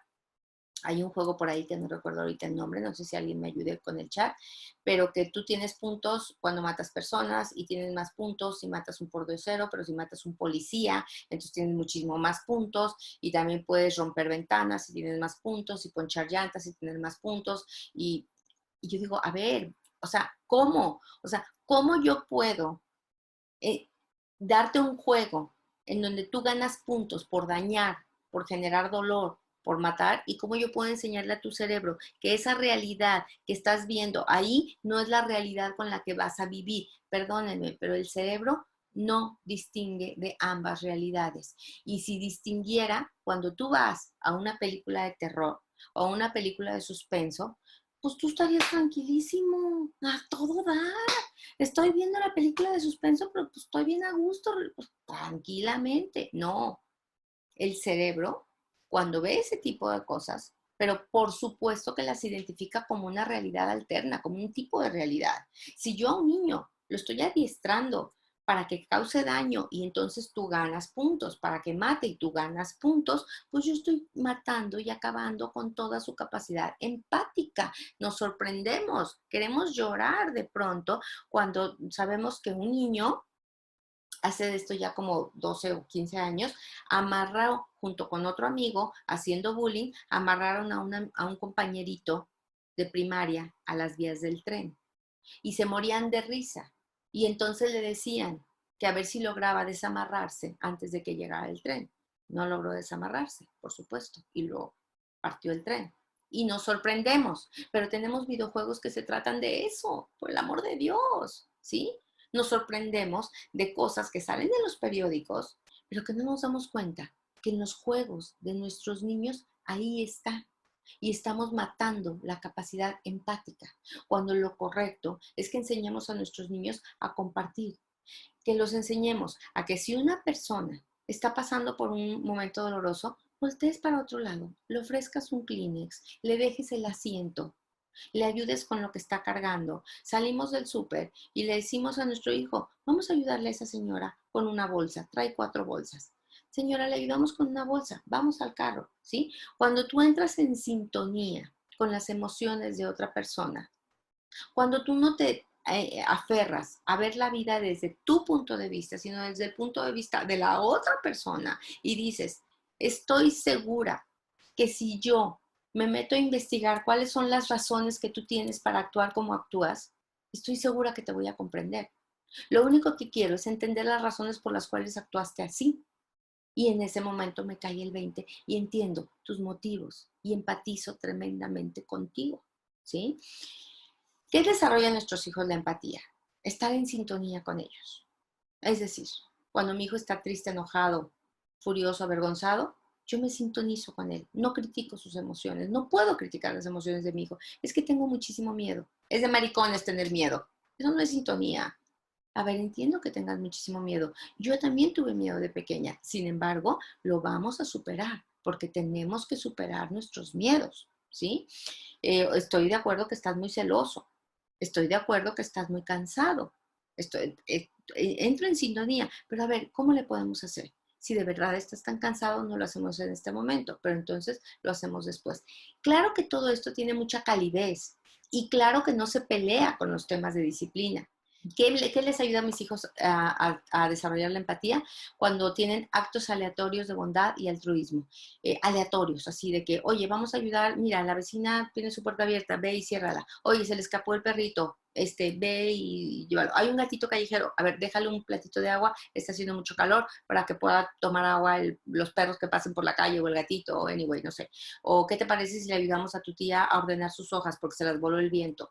O ¿qué te parece? O sea, no sé. O sea, ayúdalos a que hacer el bien está bien. Vamos haciendo cosas buenas por los demás. Eso está padre. Y se siente padrísimo. Enseñarles cómo te sientes. ¿Cómo te sientes después de que ayudamos en esto, después de que hicimos esto? Cooperar en casa. Nada desarrolla más la capacidad empática que enseñar a tus hijos a cooperar en casa. Miren, aquí tenemos algo así como una distorsión un poquito o una confusión. Todo mundo queremos que nuestros hijos ayuden en casa, pero no sabemos a veces pedirlo. A veces lo que sucede es que yo espero que mis hijos, buenamente porque se les ocurre, porque igual y hasta ya son adolescentes y pues se les tiene que ocurrir, ¿cómo no se les va a ocurrir ayudarme? Déjame que te cuente que no, que no a todo mundo se puede leer tu mente y puede saber en qué quieres que te ayuden. A lo mejor ayudarte a ti no significa lo mismo que ayudarme a mí. Y cuando tú enseñas a tus hijos a ayudar, porque ayudar es lo correcto, tú les enseñas a tus hijos exactamente qué hacer y exactamente cómo es que te están ayudando. Cosas como llevar tu plato al fregadero, cosas como recoger la mesa entre todos, cosas como sacar la basura por turnos, cosas como poner lavadoras, cosas como a lo mejor recoger todo lo que encuentres tirado, cosas como ir a dar una caminata con tus hijos, encontrarte un papelito tirado y llevarlo al bote de la basura. Y el niño dice, pero yo no lo tiré. Pues no, pues tú no lo tiraste, pero ahí está tirado. Y es lo correcto hacerlo. Recuerdo que yo tenía una regla en casa. Y esa regla en casa era que a la hora de la cena o los sábados y los domingos, cada quien lavaba su plato y algo y varias cosas más. ¿Y cuántas cosas más? No sé, 8, 6, no sé. ¿Pero por qué? Porque cuando yo preparé tu sándwich, yo no únicamente ensucié tu plato, yo ensucié lo de la mayonesa, lo de la mostaza, con lo que corté el jamón, con lo que saqué el chilito, con lo que rebané, no sé, la cebolla, la tablita, esto. Entonces, en tu casa, cuando tú ayudas y cuando tú lavas tus platos, pues tú lavas tus platos y algo más. ¿Por qué? Porque yo hice mi sándwich y algo más. Entonces recuerdo perfectamente que una vez el novio de una de mis hijas estaba por aquí un domingo y mi hija le dijo la regla. Le dijo, la regla en esta casa es que tenemos que lavar los trastes los domingos. Ah, ok, perfecto. Y entonces se paró el novio, lavó el platito y lo dejó en el escurridor. Y voltea a mi hija y le dice, qué egoísta, ¿por qué nomás tu plato? O sea, para ella ya era algo común y corriente. No puedes hacer nomás tu plato. ¿Por qué? Porque mi mamá no hizo nomás tu pierna de pollo. Por lo tanto, pues tienes que ayudar. ¿Sabes por qué? Porque ayudar es lo correcto. Porque en esta casa todos nos ayudamos los unos a los otros. Y de esa manera nosotros estamos desarrollando habilidades de la inteligencia emocional. A ver, ¿en dónde me quedé? Bien, entonces esa es la capacidad de empatía. Buenos modales. Cooperar en casa, buenos modales, gracias, con permiso, buen provecho, por favor. Si tú tienes personas que te ayuden en el servicio, es sumamente importante, es vital y no por ellos, aunque también claro que es merecible por ellos, pero más que nada por tus hijos, que todas las cosas siempre se pidan por favor, que siempre se diga gracias, que a las personas se les hable por su nombre, que cuando una persona te habla es importantísimo mirarla a los ojos y hablarle por su nombre, que cuando tú sales de un lugar te despides, que cuando tú entras en un lugar saludas. Ok, si tú eres mi alumna desde el principio del curso vas a decir, a ver, tú me dijiste que los niños de temperamento difícil, si no querían besar, que no besen. Sí, claro, claro, claro. Y los niños de no temperamento difícil también. Yo no dije besar, yo dije saludar. Si a ti no te gusta acercarte y que tu abuelo te raspe con la barba, tú simplemente puedes hacerle así a tu abuelo y con eso te libras de todo lo demás. ¿Sí? Y estás desarrollando empatía. Cuando dices, salúdalo, despídete, dale las gracias, di con permiso a las personas cuando vas pasando, déjale lugar a esta señora que acaba de llegar, dale su lugar en la cola a una persona mayor cuando vas a comprar un boleto, a pagar una cuenta, etcétera. Y participar en tareas de responsabilidad social. Cosas que tienen que ver con algo de la colonia, con algo de la iglesia, con algo del club, repartir algo, ponerte en la puerta, anyway, no sé, cualquier cosa que tenga que ver con que el bien recae en otros. Y así es la capacidad de empatía. La capacidad de empatía elevada tiene que ver con la cooperación y el altruismo, que les decía que en casa todos cooperamos. Si tú quieres hijos empáticos, atentos y responsables, más vale que lo vayas esperando de ellos. Es decir, si yo lo espero de ti, para mí es súper normal que lo hagas. No te voy a premiar. Es lo más normal. O sea, ¿por qué ayudas en casa? Pues porque todos ayudamos en casa. Eso es lo correcto, ¿sí? Hay una serie muy bonita de Cicerón que me encanta, que habla del altruismo y que dice, en nada se acercan más los hombres a los dioses que en hacer el bien a sus semejantes. Es lo que más nos eleva el nivel de frecuencia vibratoria, es lo que más felicidad nos causa, es lo que más nos acerca a ser personas plenamente humanas cuando ayudamos a otros. Y vuelvo a repetir, eso genera un placer, eso genera endorfinas, eso mejora la calidad de vida. Y esto es algo que tú tienes que enseñarle constantemente a tus hijos, ¿ok? Qué bien se siente ayudar. Y me vengo con la última de las habilidades, que es el manejo de las relaciones. El manejo de las relaciones es como agarrar todo de lo que yo hablé anteriormente y entonces hacer como un rayo láser, juntar todas esas habilidades y tener esa capacidad de liderazgo, que es la capacidad para influir, para convencer a los demás. Sin utilizar la fuerza para conseguir lo que yo quiero, para conseguir guiar a mi rebaño, guiar a mis personas, guiar a las personas que yo quiero hacia un punto emocional mucho más positivo, ¿sí? Hay diferentes tipos de líderes, obviamente, hay líderes negativos, hay líderes positivos. Los líderes pueden tener mucha inteligencia emocional, para poder manipular a los demás y para llevarlos al punto donde quieren, y pueden no tener valores, y pueden no tener valores loables o valores positivos. Sin embargo, pueden tener mucha inteligencia emocional para haber conectado con los demás y llevarlo a situaciones negativas. Quiero decirles que son dos cosas diferentes, ¿sí? Una cosa son los valores y otra cosa es la inteligencia emocional. Generalmente en una persona se conjuntan unos valores correctos, adecuados y una buena inteligencia emocional. Lo que yo he visto en mi experiencia profesional es que personas que tienen mucha inteligencia emocional generalmente van cambiando sus valores. ¿Por qué? Porque hay un punto en donde, por ejemplo, tiene que ver con la congruencia, con el entusiasmo, con la empatía, pues que lógicamente te va corrigiendo tus valores, ¿sí? Pero sí conozco líderes muy negativos que son capaces de engañar a todo un pueblo, a una nación, de que son capaces de engañar a un grupo, a un salón, a una escuela, etcétera, porque tienen un excelente manejo de sus relaciones, un excelente manejo de su liderazgo. Generalmente la mayoría de los padres quieren que sus hijos sean líderes y a veces se preocupan mucho por ello. Y cuando yo lo hice durante mucho tiempo y acabo de renunciar a ello en esta cuarentena, oficialmente, pero hacía unas evaluaciones psicopedagógicas verdaderamente completas, bien bonitas, la verdad. Porque yo decía, las tiene que entender cualquiera. Si la lee la abuelita, la tiene que entender, y si la lee el neurólogo, la tiene que entender, y la maestra la tiene que entender, y eran muy bonitas, ¿no? Pero de repente yo describía algo de tu hijo, y entonces yo te podía decir, posee pocas capacidades de liderazgo. Y entonces los papás brincaban, ¿cómo que mi hijo tiene pocas capacidades? A ver, es que no todo el mundo tiene capacidades de liderazgo. Se necesitan líderes, se necesitan seguidores. ¿Tú te imaginas un mundo en donde todos tuviéramos capacidad de liderazgo? Bueno, pues qué cosa más loca. O sea, un líder necesita seguidores y necesita buenos seguidores, ¿sí? Pero sin embargo, las capacidades de liderazgo se pueden desarrollar y una persona tiene que tener por lo menos una área en su mapa de liderazgo. Probablemente yo no soy líder en mi oficina o no soy líder en mi colonia, pero a lo mejor soy líder en mi casa o soy líder en mi familia o a lo mejor soy líder en el fútbol o soy líder en el museo de arte, en donde pues ahí sí me las rifo bien, pero a lo mejor en mi casa pues no, ¿sí? No es universal. Pero ¿qué se necesita para el manejo de las relaciones o para el liderazgo?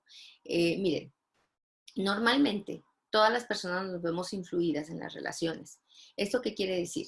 Ninguna relación es una relación inútil. Si yo en la mañana me voy a encontrar a mi vecina y voy a cruzar con ella 20 palabras, esto me va a dejar de una manera diferente a como yo estaba en la mañana. Es decir, me va a influir. Puede ser que cuando yo la salude y platique con ella unos 3 minutos me diga que está harta de la situación, que ya no puede más, que se enfermó su tío y su cuñado y que esto está terrible, bla, bla, bla, el tema de la pandemia, chalala, chalala, chalala. Y entonces pues resulta que me va a mí a cargar de emociones negativas. Me carga de emociones negativas, entonces tuvimos un encuentro y cuando ella se fue a su casa, iba igual, y cuando yo me fui a la mía, vengo más triste de lo que yo venía.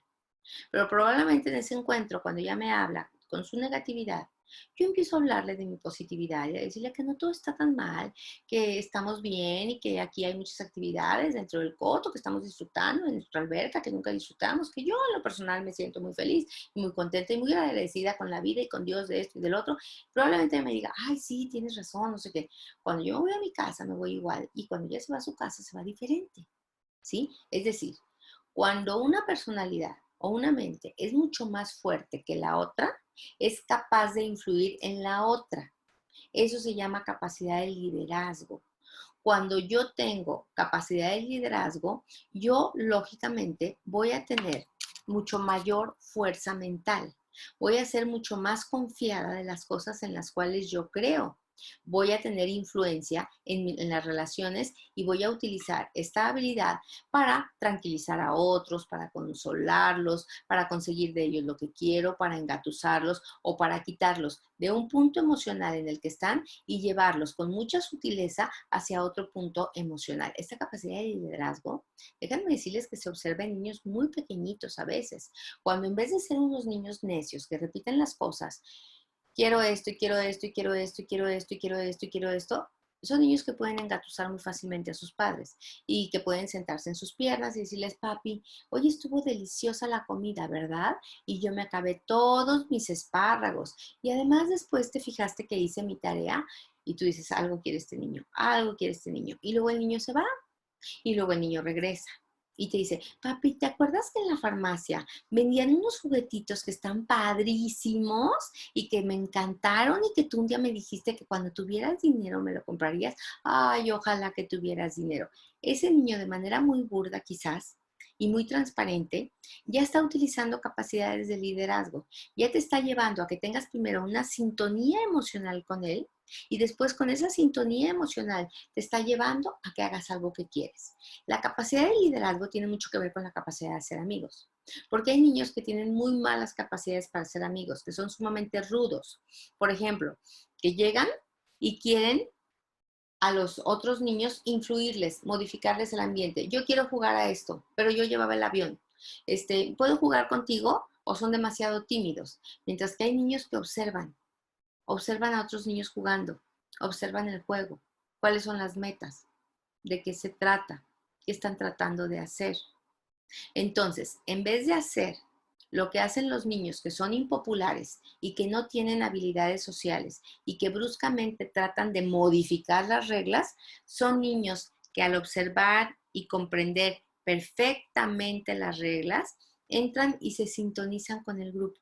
Ven que todos están jugando a los aviones, el aeropuerto, ya que aterrizaban, se esperan por ahí un rato, entienden el juego, ven un avioncito por ahí descuidado, checan que no sea de nadie, lo agarran y empiezan a jugar a lo mismo, a lo mismo. De pronto hace falta una pista de aterrizaje. Entonces este niño dice, yo me quito el suéter, aquí era la pista de aterrizaje. Yo estoy primero, para yo ser aceptado por el grupo, estoy entendiéndolos, observándolos y voy a llegar directamente a satisfacer una necesidad que tiene el grupo para que el grupo me voltee a ver y para que el grupo me voltee a ver de una manera positiva, ¿sí? Y de esa manera soy aceptado por el grupo. No hay nada más torpe que los niños lleguen y le pregunten a alguien, ¿puedo jugar contigo? Enséñenle a sus hijos a que nosotros llegamos y observamos a niños jugando y lo normal, lo padre, lo inteligente es que nosotros empecemos a jugar con ellos a lo mismo que ellos están jugando. Lo que no debemos hacer es llegar y cambiar el juego de los demás. Lo que no debemos hacer es llegar a imponer el cambio hacia los demás. Tenemos que adaptarnos a lo que ellos están jugando y quizás después, al rato, poco a poco, ellos quieran hacer un cambio positivo o un cambio que nosotros creemos que va a mejorar el juego. Eso tiene que ver mucho, por ejemplo, con la capacidad para hacer amigos. La capacidad de ser amigos se parece un poco a la capacidad, al saber nadar. Cuando tú de pequeñito aprendes a ser amigos, esto se te da el resto de la vida con mucha facilidad. Pero cuando no lo aprendiste de pequeño, cuando tu familia no, para ella no fue muy importante el hacer amigos, entonces se crece como con una sensación de estar incompleto, de estar insatisfecho, porque no sabes cómo hacerlos y no tienes con quién compartir tus logros en la vida, con quién compartir tus éxitos. Me he dado cuenta que los niños a veces no tienen capacidad para ser amigos porque provienen de familias muy cerradas en donde no tienen amigos, en donde no les dan importancia a las reuniones sociales, donde se ve mucho hacia adentro de la familia. No quiero que abusen los extraños, que son unos gorrones o que me engatusen o que son gaznates aventureros que vienen nomás aquí a tragar, y ese tipo de valores que no les enseñan a los niños a invitar, a compartir con otros, a que voy a ir a Puerto Vallarta y le traigo una pulserita a mis mejores amigas del kinder, o las invito a comer, o las invito a pasar una tarde agradable. Entonces, cuando yo le doy importancia, hablo de mis amigos, hablo bien de mis amigos y le animo a mis hijos a que puedan entablar relaciones con los demás, eso les va a mejorar mucho su inteligencia emocional. Otra es la capacidad para resolver problemas. Los niños tienen una inmensa capacidad para resolver problemas, déjenme que les platique. Y resulta que los adultos les vamos a frenar esa capacidad para resolver problemas. Los adultos les vamos a resolver mucho la vida desde kindergarten y eso a mí me exaspera mucho, porque el niño viene y dice, tengo que hacer una tarea, tengo que llevar algo redondo al kinder. Y entonces mamá o papá le empiezan a dar algo redondo, cuando deberían decirle, ¿y qué te parece a ti que sea redondo? Es que no me acuerdo lo que es redondo. A ver, platícame cómo fue tu clase. Es que en mi clase había unas bicicletas, entonces creo que eran redondas o eran círculos. Ah, ok. Entonces, ¿qué se podrá parecer en la casa a las ruedas de la bicicleta? A veces nosotros les resolvemos problemas a nuestros hijos desde que gatean. Cuando la sonaja rueda abajo de la mesa y yo tengo miedo de que mi hijo se pegue en la cabeza y yo le saco la sonaja, cuando yo debería de permitir que mi hijo se las ingenie cómo saca la sonaja y yo debería estar cerca con la mano presta para meterla entre la mesa y la cholla, si es que el niño pues obviamente no sabe, pero quiero que sienta algo en lo que pega. No quiero que sienta la dureza de la mesa de mármol, pero quiero que sienta que topa con algo. Entonces pongo mi mano para que cuando el niño se levante sepa que ahí va a topar con algo, pero no le saco la sonaja. ¿Por qué? Porque cuando un niño aprende a resolver problemas, está aprendiendo muchísimas habilidades de la inteligencia emocional. ¿Sí? Está sabiendo resolverse la vida con todos los obstáculos que la vida le presente. Está siendo un niño con esa capacidad de liderazgo que los demás van a elegir como el que dirige el proyecto. ¿Por qué? Pues porque vas a sortear todos los problemas o que los demás van a dirigir para que guíe una exploración, porque este sí que sabe resolver problemas. Y lo único que nos hace capaces de resolver problemas en la vida es la experiencia. A ver, yo sé que aquí hay personas muy inteligentes, con un coeficiente emocional de 120 o 130 o 117 o 100 por lo menos 102, no sé, de ahí para arriba, yo lo sé. Pero yo sé que muchos de ustedes le llaman al conserje para que les prenda el boiler. Y yo sé que muchos de ustedes no podrían poner gasolina, prender un boiler, cambiar una llanta, no sé, o hacer un pozole. Y tienen una buena capacidad de inteligencia. Sin embargo, lo único que les va a ayudar a resolver un problema es cuando lo hagan una vez y otra vez y otra vez. La sobreprotección es lo que más te frena tu capacidad para resolver problemas. ¿Sí? Si tú resuelves el problema del boiler, resuelves el problema de la gotera, resuelves el problema de la llanta, resuelves el problema de ponerle gasolina a tu auto, resuelves el problema de etcétera, etcétera, tú estás desarrollando en general tu capacidad para resolver problemas. Una de las cosas que me encanta de ser psicóloga es que tengo una deformación profesional que amo, que es la gente me cuenta un problema y automáticamente mi cabeza empieza a buscar la manera de resolverlo. Y déjenme contarles que hay personas, que no sé si sea una deformación profesional o vital o qué, que les das una solución y empiezan a pensar en un problema para que no funcione esa solución. Entonces, hay buscadores de soluciones y hay buscadores de problemas. Las personas positivas somos buscadores de soluciones, las personas negativas son buscadores de problemas. Enseña a tus hijos a ser buscadores de soluciones. La última de las habilidades que te ayuda a ser un líder y a manejar las relaciones es la habilidad para conversar. La habilidad para conversar tiene mucho más que ver. A ver, espérate. Mal, mal, mal. Aquí nos vamos a quedar. La habilidad para conversar tiene mucho más que ver con platicar, con hablar. Porque miren, cuando nosotros hablamos, como ahorita yo que tengo este monólogo, que me ha costado trabajo, pero parece que ya cada vez me cuesta menos trabajo soltarme hablando. Estoy mucho menos tiesa que las primeras veces. Pero bueno, esto es un monólogo. Pero la habilidad para conversar es diferente. La habilidad para conversar tiene que ver con que yo te digo algo Y entonces yo espero cuál es tu respuesta y tú me dices algo. Lo que tú me dices a mí me enriquece y me cambia lo que yo te digo a ti. Y lo que yo te digo a ti te enriquece y te cambia. Un diálogo de ida y vuelta, de ida y vuelta. Los niños a veces son muy buenos para los monólogos y para decir, yo en mi casa tengo a mi papi que es bien fuerte y es bien grande, y mi papi sabe manejar aviones y sabe manejar tractores y sabe manejar carros muy grandes y es bien inteligente y entonces tiene un carro muy grande y muy bonito y está haciendo un monólogo. Y tenemos otro niño que dice, yo tengo a mi papi que es bien fuerte también, pero él no maneja camiones, él maneja tractores y entonces son dos monólogos simultáneos. Bueno, tú tienes por ahí un amigo, tú tienes por ahí una amiga con la que es imposible platicar, porque ¿sabes qué es lo que pasa? Se agarra con sus monólogos. ¿Sí? Y a veces dices, es que es horrible. O sea, de verdad, yo iba con la intención de contarle este problemón, este estado emocional que traigo, este dolor, esta pena, y se agarra con sus monólogos. Entonces le dice, ¿sabes qué? Tuve un problema en la casa terrible, caray. Resulta que me inundé. Ay, sí, déjame contarte. Yo recuerdo que en la casa de mi mamá, donde vivía, en López Cotilla, cuando yo tenía 17 años, que por cierto, cuando estaba la dices, no, no le puedo contar nada. O sea, no tengo capacidad, no puedo conversar con esta persona. Sí puede hablar, pero no puedo conversar. Enséñales a tus hijos a conversar y enséñales que conversar es en parte escuchar al otro. No es únicamente hablar, es en gran parte escuchar al otro. ¿Ok?